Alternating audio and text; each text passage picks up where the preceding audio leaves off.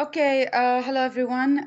Today I want to talk about the hijab and what's the story behind it and how did it start from the Quran, and many Muslim women, they don't know actually why they are wearing the hijab.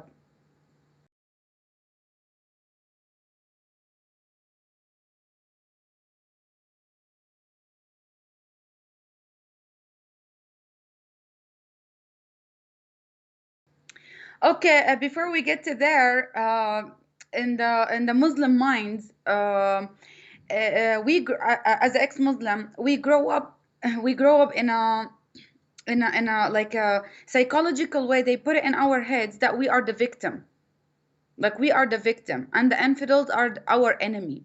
And no matter what we do, in the Quran, وَلَن تَرْضَ عَنْكَ الْيَهُودُ وَلَا النَّصَارَى حَتَّى تَتَّبِعَ مِلَّتُهُم. That means the Jews and the Christian, they will never be happy with you or agreeing with you until you become one of them. So this is the victim um, game they trying to play, manipulate people by being oppressed, or because I'm wearing the hijab and people are discrimination for Muslim woman because she's wearing the hijab, which is has nothing to do with the discrimination, but it just in the mindset of a Muslim, because they already grow up knowing or believing that they are a victim. So no matter what other people trying to please them, accommodate them, and doing anything to help them to pass this feeling, it will never pass because this is part of Sharia law, part of the constitution in the Quran. So no, like it's like endless. So back to the story of the hijab, that many Muslim women, they don't even know why they are wearing the hijab.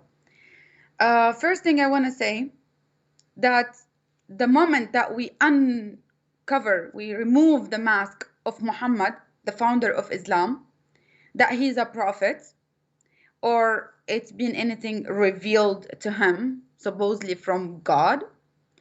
And when once we remove this mask, many things will be more clear to us.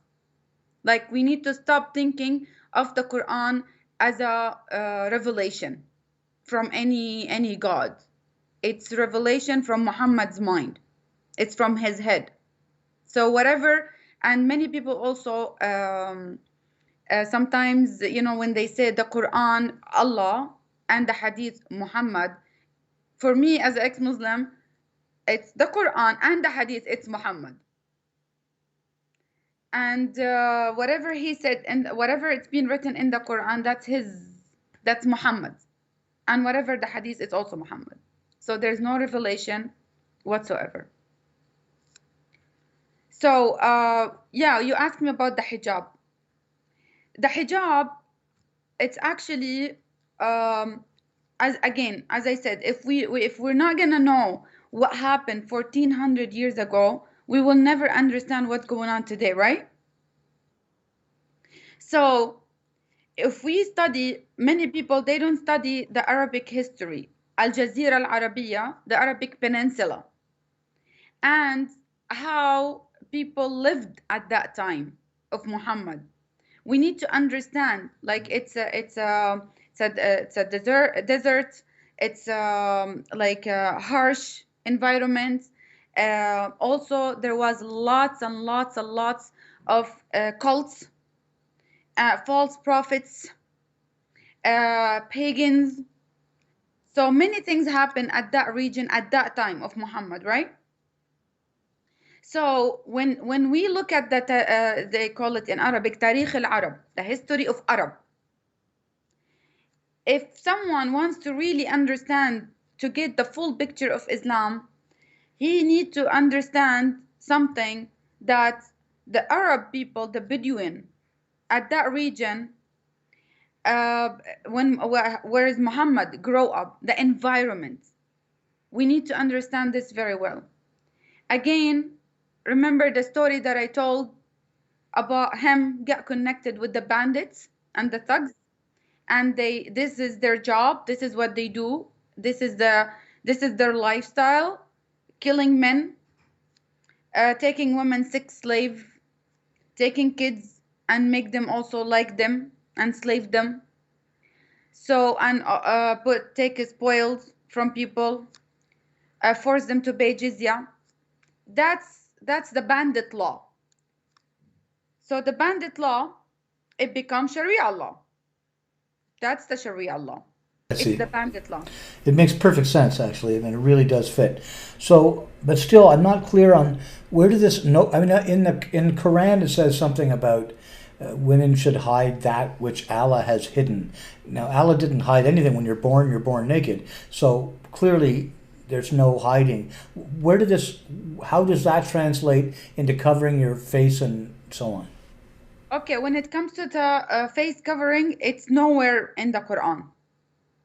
There's nowhere in the Quran it says woman has to cover their face. Back to the point that there's no, it's Muhammad, he is the God of Islam. Like it's Allah, it's like, the evil thoughts, right? It's like it's a satanic cult. Okay? So, and this is very understandable because we know as a Christian, we are, our nature is being corrupted. So Muhammad, he has a corrupted nature. He fall into the hands of Satan. So in the Quran it says, وَمَا أَتَاكُمُ الرَّسُولُ فَخُذُوهُ وَمَا نَهَاكُمْ عَنْهُ فَانْتَهُوا. That means supposedly Allah, the God who's talking now in the Quran, he said, whatever the Prophet tells you do, and whatever the Prophet tell you not to do, don't do it. You see what I'm saying now? This is supposedly revelation that the God of universe giving Muhammad the authority to tell people what to do and what not to do. Mostly what not to do. So that when it comes to the story of the hijab, at the time when Muhammad was doing his conquest, the jihad, taking women, malikatul yamin, the hand possessed, or ama in Arabic, sex slave. So at that region, when there's many conquests, they do tribes here and tribe there, cities here, cities there. He had a follower, the second caliphate, his name is Umar ibn al-Khattab. Okay? At that time, there was no hijab. Remember? Because it was pagan ritual, the Hajj pagan ritual. Men, they don't cover fully. Women, they don't cover fully. It's paganism. So, at that time, there was no hijab at all. It's been supposedly revealed. So, when there was many sex slaves as well, and again, it's a rape culture because these the bandits who take these women as a sex slave, right? They will can, and it's open. They can rape them anywhere, right? Doesn't matter. So this guy, his name is Umar ibn al-Khattab. One day, he was hanging out nighttime when the women used to go like washroom, leaving the tent and going far. So these bandits, the followers of Muhammad, they will take women and rape them, right? Like anywhere, like whatever they're doing now, the migrants in Europe. Because to them, the non-Muslim woman consider automatically sex slave to him. He doesn't see her as a human, as a, with respect. They already view the infidel women sex slave. This is how they see them. So whatever they do to them, it's normal, like it's okay under Sharia law. To them, there's no punishment for this, supposedly. So Umar ibn al-Khattab, when they were hanging outside, and he saw one of Muhammad's wife, her name is Sauda. Her name, Sauda. So when he saw her, he said to her, "Oh, arafnaki ya Sauda." That means we know you. We know you, Sauda. Like, like it's dark there, right? Like there's no electricity. Remember, it's a Bedouin tents, nothing there. So Omar, he was concerned about Muhammad's wives not to be raped. at the dark when other followers to rape them, right? They need to distinguish between the wives of the believers, the Muslim, and the six slaves they got them from the jihad war, the conquest they do. So Omar went to Muhammad. He said to him, cover your wives. Muhammad at that time, he said, like, he didn't, he wasn't really into that. But Omar insisted to Muhammad to cover the wife, not to be harmed. Okay? So right away, Muhammad, of course, he doesn't want his women to be raped. So he agreed on Omar on that. And supposedly the revelation came. Well, I'm gonna read it from the Quran, Surah Al-Ahzab. Surah Al-Ahzab, this is Surah 33, verse 59. Okay? It says, because when I read the Quran again, I don't read the English. I read the Arabic because I don't trust any English translation. It says, Ya ayyuhan nabi, supposedly, God now is talking. Ya ayyuhan nabi, qul li azwajika wa banatik, say to your wives, banatik, like your daughters, wa nisa al-mu'minin, the women of the believers, yudnina alayhinna min jalabibihin, to put the jilbab, like, to cover, like the cover, their body. ذَلِكَ أَدْنَى أَنْ يُعْرَفْنَ فَلَا يُؤْذَيْنَ. It's better for them not to be known, so they're not going to be harmed. You see where did it come from? وَكَانَ اللَّهُ غَفُورًا. So that's mean, so whatever Muhammad said in his book, Quran, and now after Omar told Muhammad to cover his wife, the order came. The revelation supposedly came to tell the believers, the women of the believers, to cover themselves. And that's how it started with the story of the hijab. The order came from Omar. And other evidence about that, it's in the hadith. It says, after now, the women of the believers start to put the hijab on, right? But the sixth slave, they're not allowed to do that because they want to distinguish between the sixth slave and the free woman, hara'ir, they call it in Arabic. Like the free woman. She's a free because she's, married to a Muslim. She's not a sixth slave.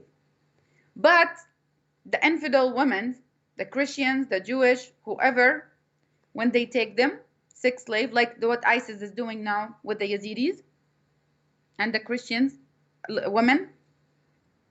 And so when they take them, they have to, usually the sixth slave, they don't even cover, like, from the waist and the top, like it's not even covered. Like it's open. So yes. So when one of the six slave, she put the hijab one day, and she was serving Omar, right? So she came to him, serving him, why she's wearing the hijab. You know what Omar did to her? Okay. Omar, he said to her, "A'utiqti," that means, did someone bought you, like, or did you been sent free? She's still a slave, unless someone buy her and set her free. Because they used to buy them and sell them in a market in Arabic called Souk al-Nikhasa. Souk al-Nikhasa, that means, the sixth slave market. That's how they call it. So if someone bought one of these women and he told her, okay, I bought you from the guy who's selling you or your master, but I want to send you free. Go, you're not a slave anymore. Same what happened to the Yazidi women, many men, right? They give ISIS money to free these women from them, right? So this is exactly what it used to be. Same. As I said to you, if we don't know what happened 1400 years ago, we won't understand what's going on today. Just to show you that things is repeated.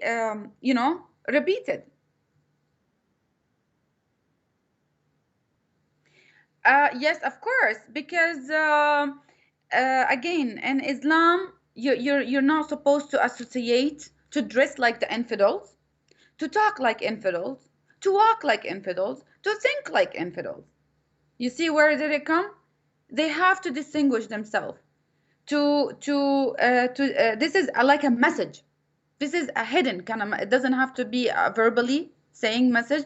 This is message that we are here, and we're gonna inform our law, our Sharia law. And no matter what you guys do, we're not gonna associate with you. We're not gonna dress like you. We're not gonna be modern and civilized like you. I see, and that's exactly how it looks from here. That's what's taking place. Exactly. And also, back to the Umar, with this sixth slave, when she came wearing the hijab, he took the hijab off her head and he hit her. He beat her up and he hit her on the head. He said to her, like, if when she said to him, I'm not, nobody set me free, nobody bought her, right? So he said, never ever do this again. And he also like physically abused her. So that's the story of the hijab. And it just, when I used to live in Saudi Arabia, hijab was a must. Like under Sharia law, it's not an option. In most cities, yes. I used to live in Jeddah. There was the Sharia law police. They call it in Arabic هيئة الأمر بالمعروف والنهي عن المنكر. These people, like the sheikh, walking in the market with the police, monitoring, seeing which woman is covered, which woman is not fully covered, which one. So they will even hit them with the stick. They will hit women with the stick, like this, in a street, in a market, in a mall. Doesn't matter if she refused, if she rebel, if she, even doesn't matter. Even he can just hit her, busy, like in Arabic he say غطي حرمة, like cover woman, you know like she's a sheep or like a slave or something. And so essentially, women in Saudi Arabia have virtually no human rights. They're chattel. Of course, imagine living living under Sharia law, when the Sharia law police, this is the Sharia law police, monitoring people on the streets, what they do, what they don't do, how the women wear, how much they're covered.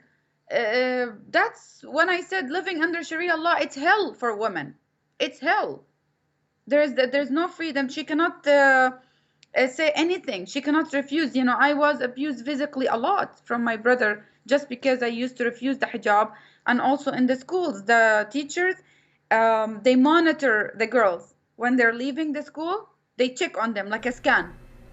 Actually, I Make sure. recall a story from not that long ago, maybe 8, 10 years ago, where a school in Saudi Arabia for women, for girls, caught fire. Yes. And the firemen would not let the girls out because they weren't wearing a head covering. Yeah. And they all burned to death because the Saudi culture felt it was better that they die in the fire than appear on the street without a head covering. Is that a typical kind of attitude there? Of course, to them, it's better for her to die, not to come out without the hijab. This is like a shameful act. They want, like, this is true story, actually, it happened. And I'm not surprised, I'm not surprised, because they do honor killing happen here in Canada, right? Remember the girl, just because they refuse to wear the hijab. See how they go by, this book, like literally they take it word by word. That's it. What Muhammad told you, do. What Muhammad told you not to do, don't do it. That's it. They are being brainwashed. Muslims are being slaved to the ideology that Muhammad created.